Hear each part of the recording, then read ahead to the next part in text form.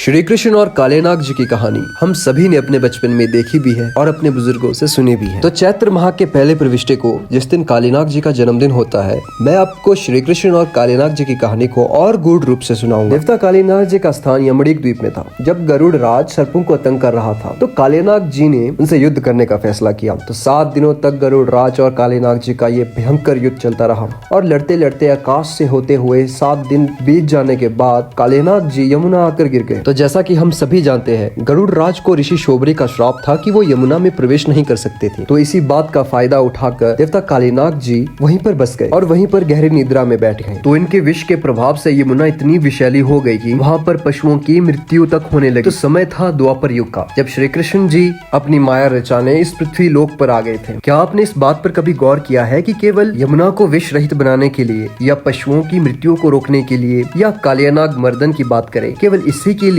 श्री कृष्ण ने ये माया रचाई? तो इससे जुड़ी है एक और कहानी। समय था त्रेता युग का, जब प्रभु श्री राम पंचवटी में थे। तो दंडक वन में अखेटक यानी शिकारी रहता था। वह हर रोज जाल बिछाता, पक्षियों का शिकार करता और इसी के सहारे अपने परिवार का पालन पोषण करता था। तो हमें यहाँ पर नारद द्वारा रची गई एक शरारत भी दिखती है। वे साधु के भेष में उस शिकारी के पास गए और शिकारी को इस पाप से मुक्ति का रास्ता दिखाया, यानी प्रभु श्री राम का नाम भजन। तो शिकारी अब जब भी शिकार करता तो यही कहता कि ये प्रभु श्री राम की इच्छा है और हर समय उनका भजन कीर्तन करता रहता। एक दिन जब शिकारी ने जाल बिछाया तो वहाँ नाग और नागिन के 7 बच्चे भी थे। जाल में फंसे पक्षियों को देखकर सभी 7 नागों ने उन्हें खा लिया। ये देखकर शिकारी को बहुत गुस्सा आया और उसने लाठी से उन्हें मार दिया। जब नाग और नागिन को इस बात का पता चला तो नाग और नागिन ने शिकारी को ढूंढकर उसे काट लिया। विष का प्रभाव तेजी से फैला, परंतु प्रभु श्री राम का भक्त होने के कारण श्री राम को भी उस विष का प्रभाव होने लगा। तो उनके साथ थे प्रभु श्री लक्ष्मण जी, जो स्वयं शेषनाग जी का अवतार थे। जैसे ही प्रभु श्री राम को विष का प्रभाव चढ़ता,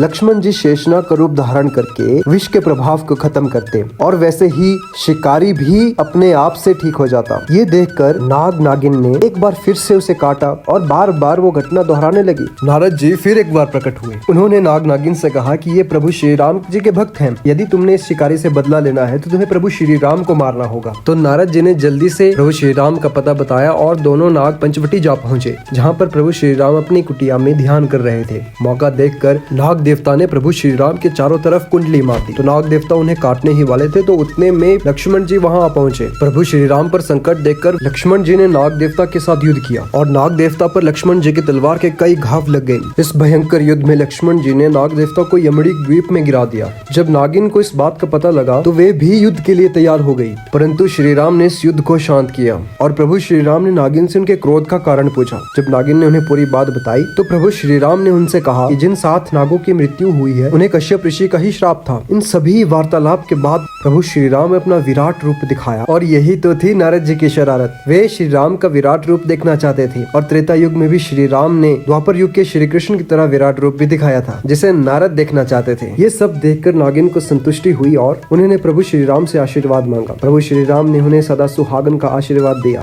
तो नागिन ने प्रभु श्री राम से प्रश्न किया कि आपने तो मेरे पति देव को किस अवस्था में भेज दिया है और आप मुझे ये आशीर्वाद दे रहे हैं? तब प्रभु श्री राम ने उत्तर दिया कि हे नागिन, कि जो कालियानाग यमड़ीक द्वीप में गिर गए हैं और जिसके शरीर पर इतने घाव लग गए हैं, उन प्रत्येक घाव में एक एक सिर लग चुका है। तभी हम देखते हैं कि देवता कालियानाग के पास सहस्त्रों सिर थे। प्रभु श्री राम जी आगे कहते हैं कि द्वापर युग में जब मैं श्री कृष्ण का अवतार लूंगा तब मेरा और कालियानाग का एक भयंकर युद्ध होगा, जिसके पश्चात मैं उन्हें संसार कल्याण का कार्य सौंपूंगा। तो फिर शुरुआत हुई द्वापर युग की। जैसा कि हमने पहले कहा था कि कालियानाग जी यमुना में जाकर गहरी निद्रा में चले गए थे। जब श्री कृष्ण ने अपनी लीला रचाई और गेंद यमुना में जाकर गिर पड़ी तो श्री कृष्ण जी यमुना में कूद पड़े। जब 2 नागमाताओं ने इतने सुंदर बालक को देखा तो नागमाताओं ने श्री कृष्ण से प्रश्न किया कि तुम कौन हो और कहां से आए हो, तुम्हारा नाम क्या है? श्री कृष्ण ने इन सभी प्रश्नों का उत्तर दिया। तो नाग माताओं ने उनसे कहा कि हे बालक, तुम वापस चले जाओ। श्री कृष्ण ने उनकी एक न सुनी। तो नाग माताओं ने फिर से उन्हें एक बार कहा, यदि कालियानाग जी एक बार जाग गए तो तुम्हें वो काट लेंगे, इसीलिए तुम यहाँ से चले जाओ और हम तुम्हें हीरे मोती नौलख बालियां इत्यादि भी देंगे। परंतु श्री कृष्ण ने उनसे कहा कि मैं इन सब का क्या करूंगा, मुझे तो सिर्फ अपनी एक गेंद चाहिए। और तालाब के कारण कालियानाग जी की निद्रा भंग हो गई। क्रोध के कारण कालियानाग जी ने श्री कृष्ण को पहली झपट मुकुट में दी और श्री कृष्ण को तीनों लोक तक दर्शा दिया। दूसरी झपट कालियानाग ने छाती पर दी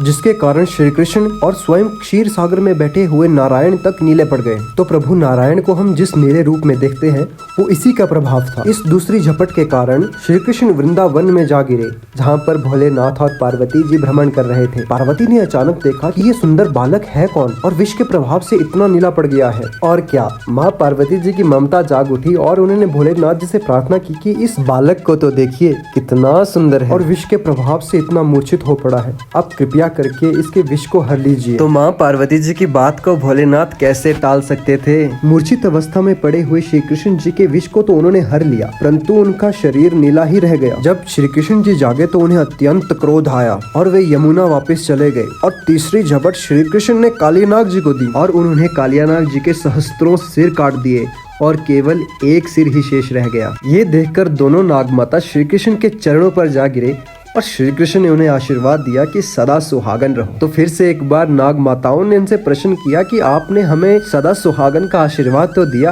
परंतु आपने हमारे पति के सिर तो काट दिए। तब श्री कृष्ण ने उत्तर दिया कि कालियानाग जी का एक सिर अभी भी शेष है। तो युद्ध के पश्चात श्री कृष्ण और कालियानाग के बीच एक वार्तालाप हुई। श्री कृष्ण ने कालियानाग जी को यमुना छोड़ने को कहा, लेकिन सारी समस्या बताते हुए कालियानाग जी ने श्री कृष्ण से समाधान मांगा। तो श्री कृष्ण ने कहा, मैं तुम्हारे सिर पर नृत्य करूंगा, तो जब भी गरुड़ राज तुम पर हमला करेगा तो वह मेरी चरण पादुकाओं को देखकर पीछे हट जाएगा। और इस नृत्य के साथ श्री कृष्ण ने कालियानाग जी का सारा विष हर लिया। तो यहाँ शुरुआत होती है एक और रहस्य की। कालियानाग जी के फन पर नृत्य करना और चरण कमलों को उनके सिर पर छाप देना ये केवल एक समस्या का समाधान नहीं था। जब श्री कृष्ण ने कालियानाग जी से वायदा किया कि अब तुम पाप नहीं करोगे और किसी भी जीव की हत्या भी नहीं करोगे, तो कालियानाग जी ने कहा कि मेरे विष का प्रभाव ही इतना है कि ना चाहते हुए भी जीव हत्या हो जाती है और आसपास का वातावरण भी दूषित हो जाता है। तभी तो श्री कृष्ण ने कालियानाग जी के फन पर नृत्य किया और उनके विष को भी हर लिया और उन्हें कार्य दे दिया धर्म का,